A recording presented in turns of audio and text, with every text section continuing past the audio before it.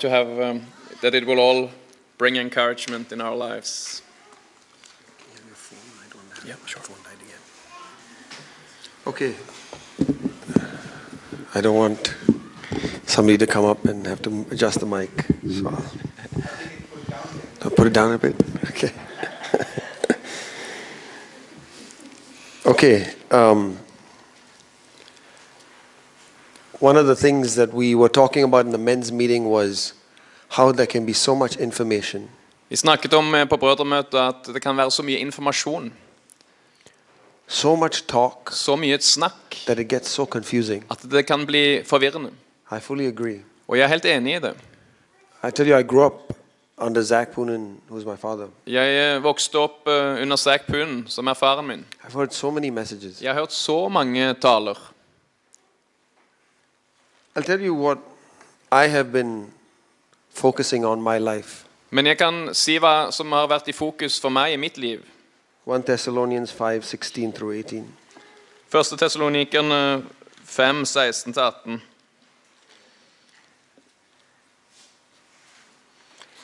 It is so simple, you can probably memorize it before you leave the conference. Det er så enkelt at du kan sikkert lære det utenat før du drar fra stevnet. But I'm more and more convinced that just these 3 verses can give me a very happy life. Men jeg er mer og mer overbevist om at bare disse 3 versene kan gi meg et veldig lykkelig liv. I will tell you this. Og jeg vil si, if I can come to the end of the day and if you were to ask me, did you just obey these 3 verses? I can tell you, I will respond by saying, I think I had a really good day. Og hvis noen kommer og spør meg om hvordan jeg oppfylte bare disse 3 budene, og da vil jeg kunne svare, jeg synes jeg hadde en veldig god dag. Spiritually. Åndelig. And it says here in 16, 17, 18, it's one sentence over 3 verses, but this is the will of God. Det er en setning fordelt på 3 vers, men dette er Guds vilje. Rejoice always. Vær alltid glade. Pray without ceasing. Be uavbrutt. In everything give thanks. Takk Gud under alle forhold. I'm not trying to preach a message. This is what I have been reminding myself often in the last few days, months. Jeg sier ikke dette for å forkynne et budskap, men dette er noe som jeg arbeider med meg selv gjennom i de siste måneder. Forget the whole Bible. I just want to live out these 3 verses. Glem hele resten av Bibelen. Jeg vil bare leve ut disse 3 ordene. I don't know what God's will for me in my job or this and that, but this is clear. Ja, jeg kan være usikker om hva Gud vil med jobb og alt mulig, men dette er klart. So I want to give that to you. Så jeg vil gi dette til dere.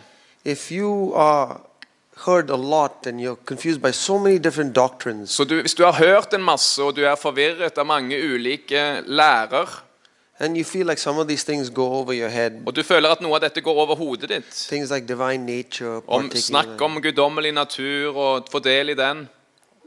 Come with me. Bli med meg. I talk about some other things, but here's where I'm spending a lot of time in my mind. Jeg snakker om disse tingene, men det er her jeg jobber i mine egne tanker. It's a very, very big thing to try to obey these 3 verses. Det er egentlig ganske mye å prøve å være lydig her. Always. Alltid. Without ceasing. Uten opphold. In everything. I alle ting. That's the hard part. Det er den vanskelige delen. You know what I am? Vet du hva jeg er? Most of the time. For det meste. Rejoice most of the time. Jeg er der at jeg for det meste er glad. That's me. Det er meg. In most things, give thanks. I de fleste tilfeller sier jeg takk. That's where I'm at. Det er der jeg er nå. This is where the Lord is asking me all the time. Men det er her Gud jobber med meg. In everything. Det gjelder å være alltid. Without ceasing. Uten opphold. Very simple. Veldig enkelt. Very hard to do. Veldig vanskelig å gjøre. But simple to remember in my mind. Men det er lett å huske i tanken. So, at 2 in the afternoon, you can remember this. At 2 o'clock in the afternoon, you can remember this. Så klokken 2 på ettermiddagen, kan du huske dette? Even if you didn't read your Bible that day. Selv om du ikke har lest Bibelen den dagen. When your children are going crazy, you can remember this. Når barna dine slår seg fullstendig vill, da kan du huske dette. You don't need to have big Bible study. Du trenger ikke ha et stort bibelstudie. This is my Christian life. Dette mitt kristenliv. I've got my homework. Jeg har fått nok lekser. You can try that homework for yourself. Du kan prøve selv. Even if you forget everything else we've talked about. Selv om du glemmer alt andre vi talte om på stevnet. And so now I've been married for 10 years. That's not a long time compared to some of you all. Jeg har vært gift i 10 år. Det ikke lenge i forhold til en del av dere. 11 years. 11 years in a few weeks. 11 years in a few weeks. Om noen få uker så det 11 år.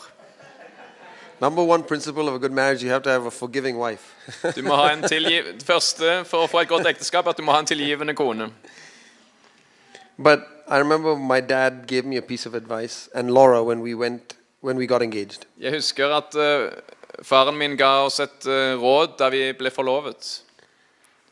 He said, Sandeep, he looked at me and he said, Sandeep, you need to die. Han sa, Sandeep, du må dø. You need to take up your cross every day Du må and ta die. opp korset hver dag og dø. And then he looked at Laura and said, Laura, you need to take up your cross and die. Og så han på Laura og sa, du må ta opp ditt kors og dø. And then he told us, don't try to tell the other person to take up the cross. Og så sa han, ikke si til den andre at hun skal ta opp korset. You just take up your own cross. Bare ta opp ditt eget kors. That's it. Det nok. I could understand that. Jeg kunne forstå det. I don't know what he preached at my wedding. Jeg husker ikke hva han talte på bryllupet mitt. I have it somewhere, but I don't remember it. Jeg har det et eller annet sted, men jeg husker det ikke. But I remember this. Men dette husker jeg.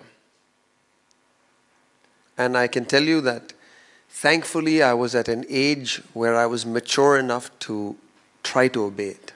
Og jeg takknemlig for at jeg hadde en alder der jeg hadde blitt moden nok til å prøve å være lydig mot det. And my wife is almost 10 years younger than me, but she too was also at an age where she was ready to obey it. Og kona mi 10 år yngre enn meg, men hun var også i en alder der hun var moden nok til å prøve å være lydig mot det. It took me a lot longer to mature. Det tok mye lengre tid for meg å bli moden. But God found us at the right time. Men Gud fant oss på riktig tid. But because we both grabbed a hold of just that one truth. Men fordi vi begge grep bare denne ene sannheten. We have had a very peaceful marriage, for sure. Så har vi hatt et veldig fredelig ekteskap. We've had to work on how to communicate better and all of those things. Vi har måttet jobbe med hvordan vi kan kommunisere bedre. I don't think we've ever had a shouting match. Men jeg tror aldri vi har hatt en høylytt krangel. We have disagreements. Vi har hatt uenigheter. But I've been Laura too, I have been very careful with my tongue. Men jeg har vært veldig forsiktig med tunga mi. Og det har Laura også.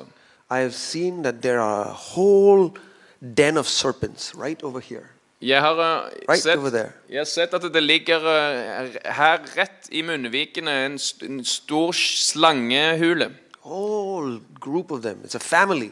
Det en hel slangefamilie. Grandfather, children, grandchildren, all kinds of families right over here. Og det hele klanen hanging around. Som der. Så hele slangeklanen. You ask my brothers, they'll tell you. Og hvis du spør brødrene mine, så kan de bekrefte det. Teens and my 20s, they got a lot of snakes. Og da jeg var tenåring og 20-åring, så fikk de veldig mye slangebitt. Poison. Gift. Thankfully, the Lord had gripped me to die.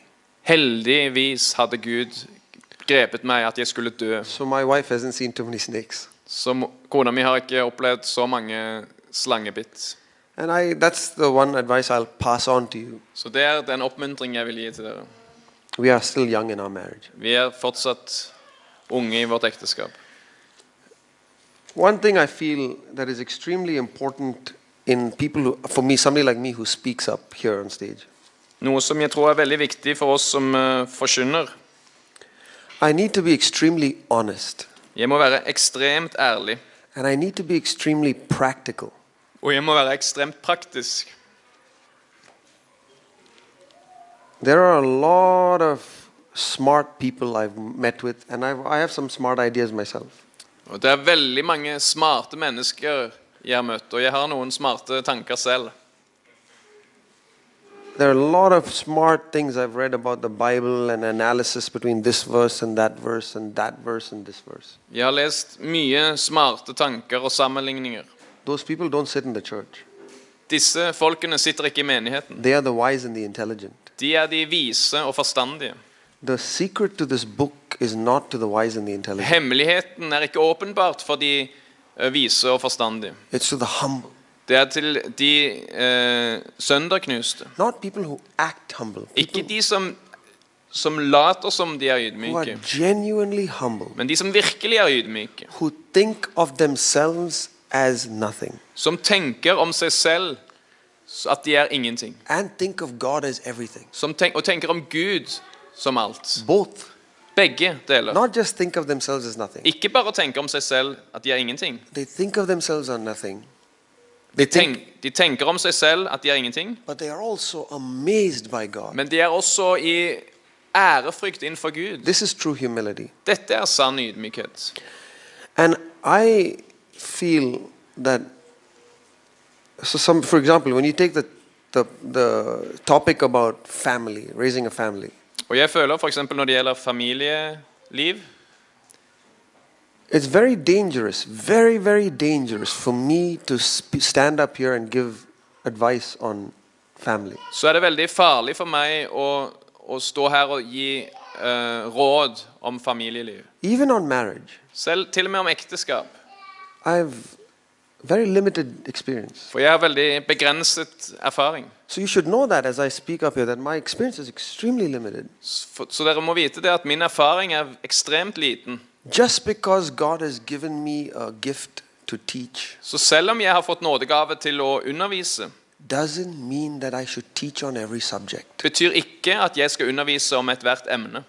I honestly believe that I will lose my grace if I do that. Jeg tror oppriktig talt at jeg vil miste nåden min hvis jeg gjør det. I have to be very careful about the boundary that God has put around my life. Jeg må være veldig forsiktig med de grensene som Gud har satt for livet mitt. So if all my children are grown up, så hvis alle barna mine vokst opp, and all my children are walking with the Lord, og alle barna mine følger Herren, and are disciples of Jesus og Christ, disipler av Jesus Kristus, then I may share some things that I learned along the way. Da kan jeg kanskje dele noe som jeg har lært langs veien. My eldest is 8 years old. Min eldste 8 år gammel. I hope you all recognize that about this man standing up here. Jeg håper at dere alle innser det om denne mannen som står her. So I have no advice. Så jeg har ikke noen råd. I want to give you a verse that has gripped me as I look towards my future. Men jeg vil gi dere et vers som har grepet meg når jeg ser mot min fremtid. And this is a verse I want to be true. Og dette et vers som jeg ønsker skal være sant. But it is not true. Men det ikke sant. It's too early. Det for tidlig. But I want to share that with you because if you like this, I would like you to also consider this for your children. Men jeg vil dele dette med dere, for hvis dere liker det, så håper jeg også at dere skal tenke på det når det gjelder deres barn. And I know some of you maybe have children already outside the home, but we can still pray that the Lord can do this. Og jeg vet at noen av dere allerede har barn som har flyttet hjemmefra, men vi kan fortsatt be for dette. Psalm 127 verse 4. Salme 127 vers 4. 4. 127 verse 4. Sometimes it's different, so I just Oh check yeah, it. sure, yeah. Som piler i stridsmannens hånd sønner en får i sin ungdom. That's the one word that has gripped me about my children. Det et ord som har grepet meg av mine barn.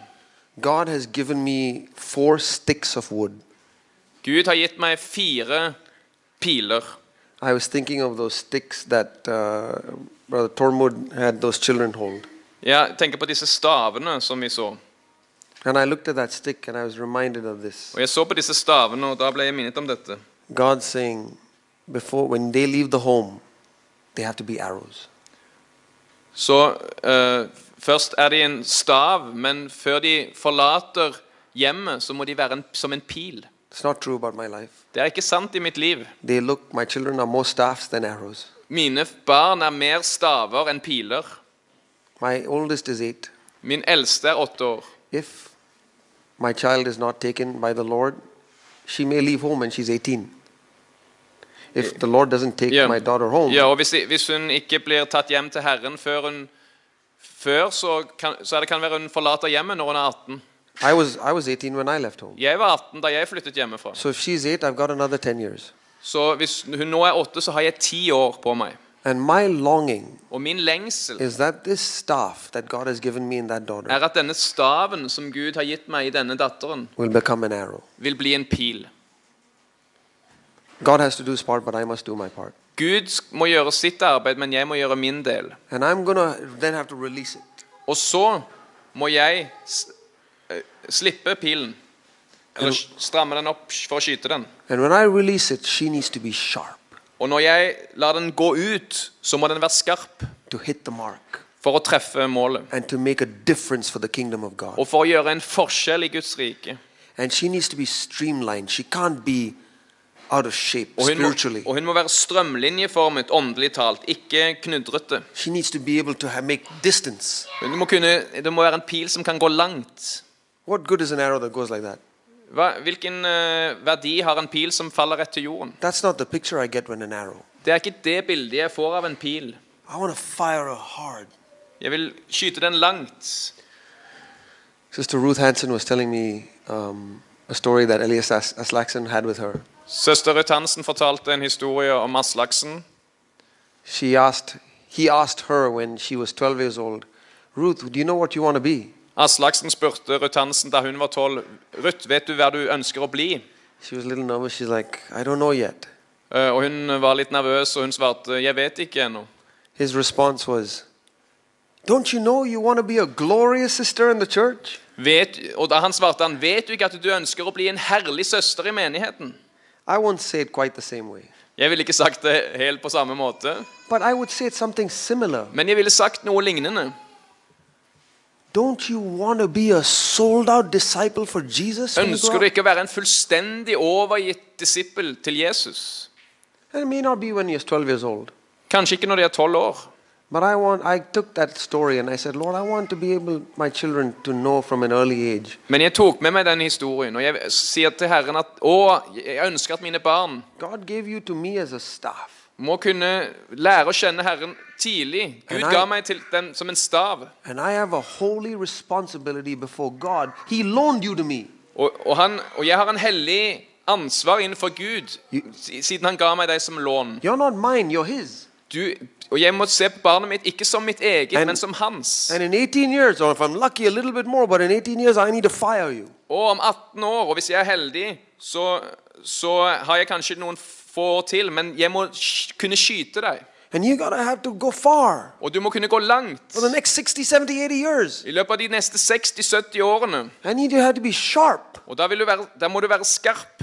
To make a difference for God's kingdom. For at du kan gjøre en forskjell I Guds rike. To help people who are so broken in this world. For å hjelpe mennesker som så sønderknust I denne verden. To dismantle the lies of the devil. Til å ødelegge Satans løgner. And I got 4 rods. I got 4 staff. Og jeg har 4 staver. I need to make 4 arrows. Jeg må lage 4 piler. This is my dream. Dette drømmen min. I was going through, there was something in one of my children's lives that was a difficult situation in their life. Det var noe som var vanskelig I en av barna mine sitt liv. And I went to the Lord and I asked him, Lord, give me a word. Og jeg gikk til Herren og spurte, Herre, gi meg et ord. And I want to encourage all of you to seek the Lord for a word. Og jeg vil oppmuntre dere alle til å søke Herren for et ord. For your children. For barna deres. And I'm not trying to make this some charismatic, random word. Og jeg tenker ikke å gjøre dette som et karismatisk, tilfeldig ord. But I believe that God speaks. Men jeg tror at Gud taler. He speaks from his word. Han taler fra sitt ord. He speaks through his word. Han taler gjennom sitt ord. But I have had situations in my life, in different situations, where I'll be reading a verse and the Lord will say, that's for you. Og jeg har hatt situasjoner I mitt liv der jeg leser hans ord, og så sier Herren, dette for deg. It has happened countless times because I've had many opportunities to speak. Countless times when I get up to speak. Det har skjedd utallige ganger, spesielt når jeg går opp for å tale. Sandeep, speak on this. Og han sier, Sandeep, tal om dette. It's not an audible voice. It's just the voice of the Lord that I've learned to get a little bit better at hearing. Det ikke en lyd som jeg hører med mitt fysiske øre, men det en Guds stemme som jeg har blitt bedre til å høre. I can't remember the last time I stood up and spoke on a pulpit where I did not get something from the Lord. Jeg kan ikke huske sist gang jeg sto opp for å tale på en talerstol uten å ha fått noe fra Herren. It's become a habit. Det har blitt en vane. But even for our children, men selv for våre barn, man lives by words that proceed. mennesket lever av ord som går ut av Guds munn. So this was a word that the Lord gave me that sustained me. Så dette var et ord som Gud ga meg, som holdt meg oppe. And I'll share this to you for your encouragement. Og jeg deler dette for at dere skal bli oppmuntret. So the Lord just reminded me from that verse in Acts chapter, I think it is 2, where it says, all your sons and your daughter will prophesy. Så Gud minnet meg om det verset som det står i Apostlenes gjerninger, at alle dine sønner og døtre skal profetere. And that word prophesy is not to be a big prophet. It just means to speak words of faith. Og profetere betyr ikke å være en stor profet, men å tale troens ord. It means to speak words that encourage other people. Ord som oppmuntrer andre. And they were going through some earthly situations that one of my children. Og en av mine barn gikk gjennom en menneskelig jordisk situasjon. And it's in that situation that the Lord said, don't worry about all those earthly situations. All of your children are going to prophesy. Og da talte Herren til meg, ikke bekymre deg for dette jordiske problemet. Alle dine sønner og døtre skal profetere. There's nothing supernatural about it. Det var ikke noe overnaturlig. It was just a simple voice of the Lord to Det var me. bare en stemme fra Gud. But it brought faith into my heart. Men det brakte tro i mitt hjerte. It brought rest into my heart. Det brakte hvile i mitt hjerte. And I believe that 100% about all 4 of my children. Og jeg tror det 100% for alle 4 av mine barn. I do not know how long they live. Jeg vet ikke hvor lenge de lever. God's not promised that to any of my children. Gud har ikke lovet et langt liv til noen av mine barn. If they're sick, I'm going to pray that the Lord heal them. Hvis de syke, vil jeg be om at de blir helbredet. But God doesn't guarantee health to everybody. Men Gud garanterer ikke helse til alle. People much better than me have had their children die. I know people who've had children die who have not even age 18. Jeg kjenner folk som mye bedre enn meg, som har hatt barn som døde før de var 18. Of course I want my children to live to 100. Selvfølgelig ønsker jeg at barna mine skal leve til de blir 100. Of course if they're sick, I will pray with all of my heart that God must heal them. Selvfølgelig vil jeg be, hvis de syke, at av hele mitt hjerte at de skal bli helbredet. I don't believe that God has to heal my children. Men jeg tror ikke at Gud må helbrede mine barn. In my church I have a man who sits in a wheelchair and he's dying because of ALS. I menigheten min har vi en mann som sitter i rullestol, og han holder på å dø fordi han har ALS. And I've had numerous stories of people. We pray believing that God can heal, but we cannot have the faith that God will heal 100% of the time. We can pray, we believe that God can heal, but we cannot have the faith that God will heal 100% of the time. Ja, vi ber med tro om at Gud vil helbrede, men vi kan ikke si at Gud vil helbrede 100% av tilfellene. That's wrong theology. Det feil teologi. But this, that God can make my children spiritually minded. Men det at Gud vil gjøre mine barn åndelig interessert, This is the difference between heaven and hell. det forskjellen på himmelen og helvete. God doesn't want any of his children to perish. Gud vil ikke at noen av hans barn skal forgå. So I have that word of faith for me. Så jeg har det troens ord for meg. If my child lives to 12 years old and then dies, I am confident that the Lord will have him prophesy. Hvis barnet mitt lever til det blir 12, så er jeg trygg på at Gud vil få ham til å tale profetisk. Some people say, hey, Sandeep, you shouldn't say things like, what if your child dies by 12? You shouldn't even say that. Og noen sier, Sandeep, du burde ikke engang si hva hvis barnet dine dør før de er 12. Maybe you can't say that. I have a loving father I'm talking about. Kanskje ikke du kan si det, men jeg har en elskende far. I deal with a very loving father. Jeg har en veldig kjærlig far å gjøre. And he wants my children to be, the things he gives me is for spirit and life. Og det han gir til meg er for ånd og for liv. So dear fellow parents, Så kjære medforeldre, have young children, dere som har unge barn, I pray that the Lord will give you words that you will have for your children, that you can share with them.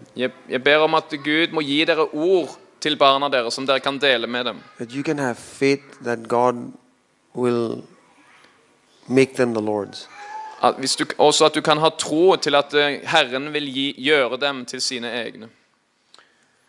And one last thing, I think, for the years that I have wasted, Og en ting til, for de årene som jeg har sløst bort, I'm reminded of the Syro-Phoenician woman så ble jeg minnet om den syrisk-fønikiske kvinnen, who had, it's in Matthew 15, we don't need to, you can look at it if you want. det er i Matteus 15, Du kan se på det hvis du vil. She had a demon-possessed child. Hun hadde en demonbesatt barn. And she went to Jesus and said, please heal my daughter. Og hun gikk til Jesus og hun spurte, vær så snill, helbred min datter. Jesus said, look, it's not for you I came to heal. I came to heal the Israelites. Og Jesus svarte, det ikke for deg, jeg kom for å ta meg av Israels barn.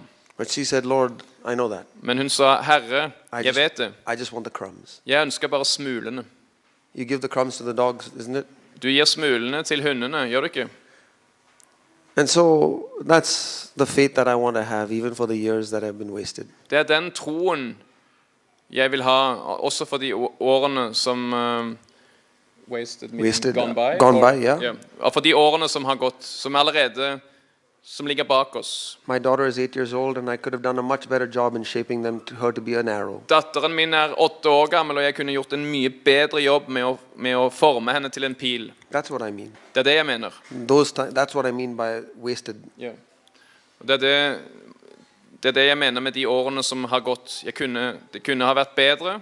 Yes, Lord, I should have been doing this from when she was a baby. Ja, jeg skulle gjort dette helt fra hun var et baby. But Lord, you'll give crumbs to the dogs. Men Herre, du vil gi smuler til hundene. Help me. Hjelp meg. Help me with my children. Hjelp meg med barna mine. And so I think all of us can pray that. Så jeg tror alle kan be det. I hope we can all have faith, at least like that Syrophoenician woman. Så jeg håper at vi alle kan ha tro, i hvert fall som den syrisk-fønikiske kvinnen. Maybe I'll share one last word that my dad shared with me about Timothy. Et siste ord i Timoteus, In Acts som faren min delte med meg. In Acts chapter 16. I Apostelens gjerninger 16. Paul chose this young boy called Timothy. Paulus valgte ut denne unge mannen, Timoteus. And his mom was a believer, but his father was not. Og moren hans var en troende kvinne, men faren var ikke. But he must have been a young 20-year-old boy or something. Kanskje han var 20 år gammel gutt. And my dad was saying, imagine the great apostle Paul coming and saying, that 20-year-old boy, I want him on my team. Og forestill deg det at den store apostelen Paulus kom og så valgte ut en 20-åring. Jeg vil ha han på laget, eller som medarbeider. What a great job that mother must have done. For en fantastisk jobb den moren må ha gjort. Even with an unconverted father. Selv med en ikke-troende mann. Raised a boy that had faith. Hun oppdro en mann som hadde tro. Paul says that in 2 Timothy chapter 5. I know the faith that was in your grandmother and your mother. Og Paulus skriver det i 2. Timoteus, at jeg kjenner den troen som var i bestemoren din og i moren din. Father is an unbeliever. Faren var ikke troende. So there's space even for women who are divorced. Så det mulighet her til og med for kvinner som skilt. Oh, single parents where the husband may not be really wholehearted. Eller som single, eller i tilfeller der ektemannen ikke helhjertet. There's a message of hope. Her det et budskap med håp. Lord Jesus, I want my children to be like Timothy by the time they're 20 or something. Herre Jesus, jeg ønsker min sønn til å være som en Timoteus når han 20 år gammel. I want to prepare people that the apostle Paul and people like that would say, we want such people on their team. Jeg ønsker å oppdra dem, barna mine, til at de vil kunne bli valgt ut av apostelen Paulus som hans medarbeider. And let's be clear, Timothy wasn't some great talented preacher or played the piano or any of that stuff. Og la oss forstå det riktig. Det var ikke slik at Timoteus var en dyktig taler eller en som var veldig flink å spille piano. No, he was a very shy boy, it looks like. Det ser ut som han var en veldig beskjeden gutt. He sounds like he was a very quiet boy. Det ser ut som han var veldig stille.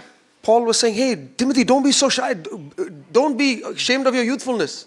Paulus oppmuntret han og sier, ikke vær så beskjeden, oppflam nådegaven. God's not given you a spirit of timidity, but a power. Be bold. Gud har ikke gitt deg en motløshetsånd, men kraftsånd. So Timothy wasn't some big, great, magnetic speaker. Så Timoteus var ikke en stor magnetisk forkynner. He had faith. Men han hadde tro. So we don't need to have great talented children who can get up and speak and sing or play or whatever. Så vi trenger ikke ha veldig talentfulle barn som kan komme opp og tale og spille. Single mother. Men en enslig mor was able to raise that staff into a sharp arrow. formet denne staven om til en skarp, effektiv pil. My goodness, how far Timothy went. Tenk hvor langt Timotheus kom. For many years, he had blessed the church. I årtier har han velsignet menigheten. He became a like-minded spirit to the great apostle Paul. Han ble en som var nær medarbeider av Paulus. So hopefully there's hope for all of us. Så det håp for hver av oss. I have hope. Jeg har håp. I desire that my children will be arrows. Jeg håper at mine barn skal bli piler. And God can make up for the wasted years. Og Gud kan sørge for, han kan rette opp, ja, men det er kanskje lete etter noe enda bedre, men rette opp de årene som vi har tapt i denne utviklingen, dette arbeidet. I tell my church, all we need is one drop of grace. Jeg sier til min menighet, det eneste vi trenger er en dråpe nåde. What did it take to change 120 gallons of water into wine? Hva var nødvendig for å få mange hundre liter vann til å bli vin? What good is water in the wedding? Hva skal man med vann i et bryllup? They needed wine. De trengte jo vin. 120 gallons of water, what do we do? Hundrevis av liter. One drop of grace. En dråpe nåde. Wine. Så ble det vin. Dear brothers, that's what we need. Kjære brødre, det er dette vi trenger. We don't need big crumbs is good enough. Smuler er godt nok. If we are humble, hvis vi er ydmyke, admit our lack, our failures, og innrømmer våre mangler og våre feil, but we don't lose hope when we say, Lord, I want arrows. Og vi ikke mister håpet og sier, Herre, jeg ønsker å ha piler. I'll put my hope in God. Jeg vil sette mitt håp til Gud. If God is for me, who will be against me? Hvis Gud er for meg, hvem kan da være imot meg? May God help us. Må Gud hjelpe oss. But there may be questions. Okay. Thanks. Er det noen som har spørsmål, kommentarer?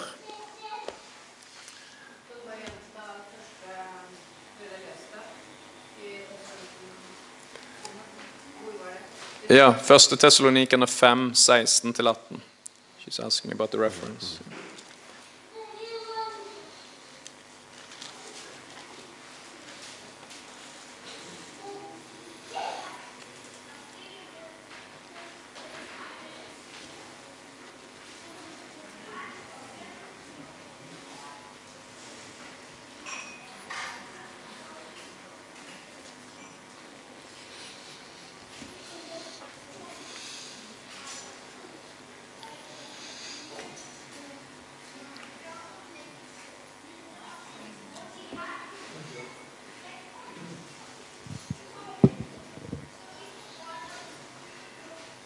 Irene?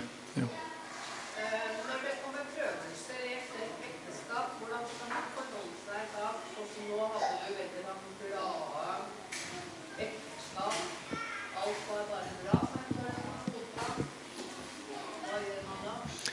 When you face trials in the marriage and you have great difficulties in the relationship, what should you do? I can speak to the. I mean, I can only speak in my own marriage. Jeg kan bare dele ut ifra min egen erfaring. I think my dad had said that if one person dies, there can be peace. Faren min har sagt at hvis en av partene dør, så kan det være fred. And if two people die, there can be fellowship. Og hvis to av partene dør, så kan det være samfunn. So I can speak to myself that I've tried very hard to really die, most of all for myself. Og jeg kan si at jeg for min egen del har prøvd veldig sterkt å dø. I believe that God is better at changing my wife than I am at changing my wife. Jeg tror at Gud er bedre til å endre kona mi enn det jeg er. And so even though I am the head of the home, Så selv om jeg hjemmets hode, I don't think that it's at all my responsibility to change my wife. så tror jeg ikke at det i det hele tatt mitt ansvar å endre kona mi. So that's the principle I have followed. Så det det prinsippet jeg har fulgt. But I mean, there are so many marriages. This is why it's so difficult, because marriage has so many different challenges. Men det komplisert, det så mange utfordringer i ekteskapet. And especially for women, when the men are difficult, it makes it very hard. Og spesielt for søstrene når mennene vanskelige. Again, I feel this more about my daughter than for my boys, if you can understand me. Og dette tenker jeg mer på for min datter enn for sønnene mine. The best gift I can give my daughter is a godly husband. Den beste gaven jeg kan gi min datter en gudfryktig I ektemann. say this before God. Det sier jeg for Gud. If I can only give my daughter $1, Hvis jeg kan gi datteren min bare $1, but I can give her a godly husband, men jeg kan gi henne en gudfryktig ektemann, I'll tell her I gave you the best gift anybody can ever give you. så skal jeg si deg at jeg ga henne den beste gaven noen kan gi. I really believe that myself. Jeg tror det av hele mitt hjerte. I really believe that a woman has to leave and cleave. Jeg tror at en kvinne skal forlate og klynge seg til sin ektemann. Forlate foreldre. Ja.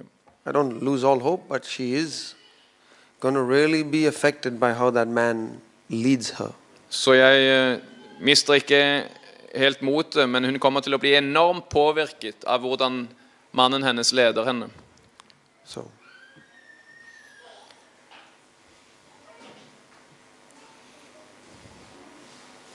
I don't think I answered your question, but that's all Jeg tror ikke jeg svarte på spørsmålet ditt, men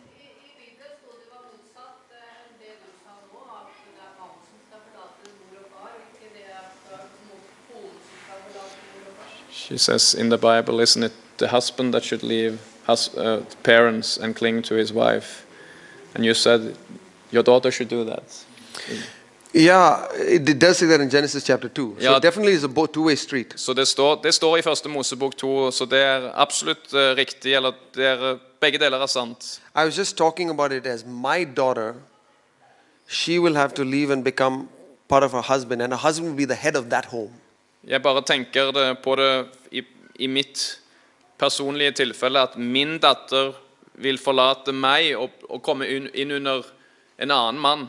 Now my son too will have to leave my home and become part of his new unit. Sønnen min må også forlate meg og bli leder i en ny enhet. But he's the head of that unit. Men han hodet i den nye familieenheten. So if I can get him to see things correctly as my son, even though he's no longer part of my unit, he can lead his whole family. Så hvis jeg kan få han til å se ting riktig, så kan han fortsatt lede sin familie. But with my daughter, I have to try to influence her husband. Men med min datter så må jeg prøve å påvirke hennes ektemann. That's what I mean. Det var det jeg mente.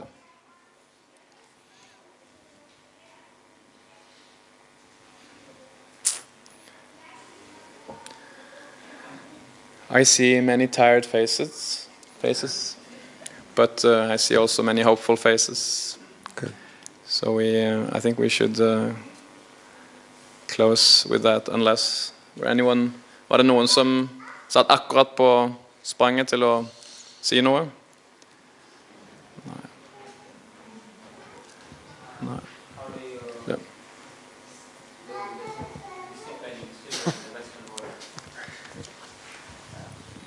Discipline in the Western world. Ja, hvordan disiplinerer man sine barn i den vestlige verden? I don't live in Norway. Jeg bor ikke i Norge. I don't believe the laws in America are as difficult as the laws in Norway as it relates to raising children. Jeg tror ikke lovene i USA like vanskelige som i Norge når det gjelder å oppdra barn. They're much stricter here. Det mye strengere her. God needs to give you all a lot of wisdom. Gud må gi dere mye visdom. I use the word an abundance of wisdom. En overflod av visdom. But I want to give you a verse to claim. Men jeg vil at dere skal holde fast på et ord. James chapter 1 verse 5. Jakob 1:5. If any of you lack wisdom, Om noen mangler visdom, let him ask God, la ham be til Gud, who gives freely. som gir uten onde ord. And I would seek to be united with my wife. Og det så viktig at man som ektefeller enig, ett. And I will say one thing about me and physical discipline. Og jeg vil si noe for min egen del, og når det gjelder fysisk avstraffelse. I can say this, I hope I say everything with this, that God is my witness. Og Gud mitt vitne. I don't believe I've ever disciplined my children in anger. Jeg tror aldri at jeg har gitt avstraffelse til mine barn i sinne. Not once. Ikke en eneste gang. Anger will send me to hell. Sinne vil lede meg til helvete. Most of the things, almost all the things that children do that they get disciplined for will not send them to hell. Nesten alt det som barn gjør som de får straff for, vil ikke sende barna til helvete. Matthew chapter 5, anger will send you to hell. Matteus 5, sinne vil sende deg til helvete. So that has been the word even before I had children. Så det har vært ordet som jeg har tenkt på selv før jeg fikk barn. This is a horribly filthy thing for a man or a woman to have anger. Det er en utrolig skitten ting for en mann eller kvinne å ha sinne. Evil. Det er noe evil ondt. thing. Det er noe ondt. It is as bad as killing a person. Det er like ille som å drepe en person. Do you believe me? Tror du på meg? Isn't that what Jesus said? Er det ikke det Jesus sa? And lusting with the eyes is as bad as physical adultery. Og begjær med øynene like ille som fysisk hor. We adults need to really grab that verse. Vi voksne må virkelig holde fast på det ordet. And hit that spirit of anger that is within us. Og slå ned på den sinnets ånd som i oss. Deep within us. Den ligger dypt i oss. That has been my hope, that we as Christians will demonstrate that we are people who are righteous in this matter. Det mitt håp at vi som kristne kan demonstrere at vi rettferdige på dette området. And we will judge ourselves very seriously. Og vi vil dømme oss selv veldig kraftig. And then I think God has to give you a lot of wisdom. Og så tror jeg Gud vil gi deg mye visdom. On how to take that child who's a straight staff and sharpen it into a sharp arrow. Og få denne barnet som en stav til å gjøre det til en skarp pil. Then I think the parents here are the best people to talk to you about practical advice on how to do it. Og så tror jeg foreldrene her de som best kan gi praktiske råd om hvordan du kan gjøre det. If you were in America, we will be talking a lot more about this, and that's my sphere of responsibility. Hvis du i Amerika, så kan jeg si mer om dette, og det mitt ansvarsområde. Thanks a lot. Skal vi da reise oss, så kanskje Knut vil takke med oss.